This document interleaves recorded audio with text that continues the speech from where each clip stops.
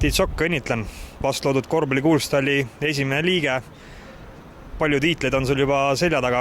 Kas see uus tiitel veel kuidagi rõõmustab sind üldse või mitte? No, taolises korvpalliriigis nagu Eesti esimeseks jälle valida, see on väga taoline meeldiv üllatus. Kas sa arvad, et tegemist on ainult seetõttu, et olümpiavõit või oled sa lihtsalt praegult piisavalt populaarne ja kõigil värskelt meeles?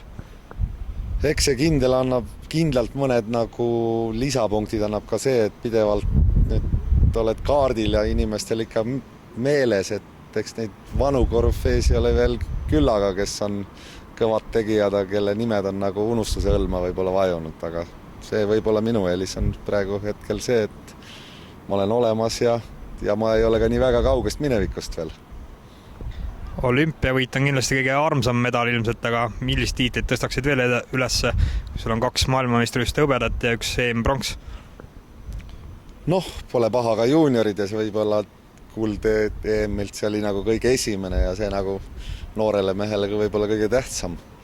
Aga noh, tundub, et see olümpiavõit on nagu, ei saa üle ega ümber, see on nagu, ikkagi jääb nagu elu lõpuni sulle kaela ja aga mitte paha pole ka NSV Liidu meistrivõistluste võit, mis oli nagu Eestis andis kõige suuremat eufooriat ja nagu oli kõige, kuidas öeldakse, nagu kõige fantastilisem.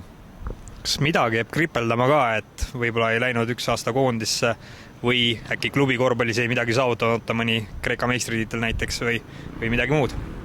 Noh, kui jah, võib nukrutseda, et 1 aasta, kui see Eestisse tagasi tuldud, et agent hoiatas küll, et kuule, et sa hakkad kunagi kahetsema seda, et kõik nagu sobis, pakkumised olid head, aga see olukord lihtsalt hetke ajal toimisin teisiti ja noh, mis seal ikka. Teisest küljest on jälle kõik elus hästi läinud ja nii, et ega me ei tea ju, mis siis oleks tollel aastal midagi halvasti mõjunud. Noh, miinuspool oli ka see, et võib-olla oleks seal saanud vähe varem tänu selle vigastusele ikkagi korvpalli ära lõpetada ja oleks võib-olla vähem piinlemist olnud. Sügis toob töö Tiit Soku korvpallikoolis peale Eesti koondis või midagi muud veel? Oi, praegu on nii vara suvi alles, et elu näitab seda.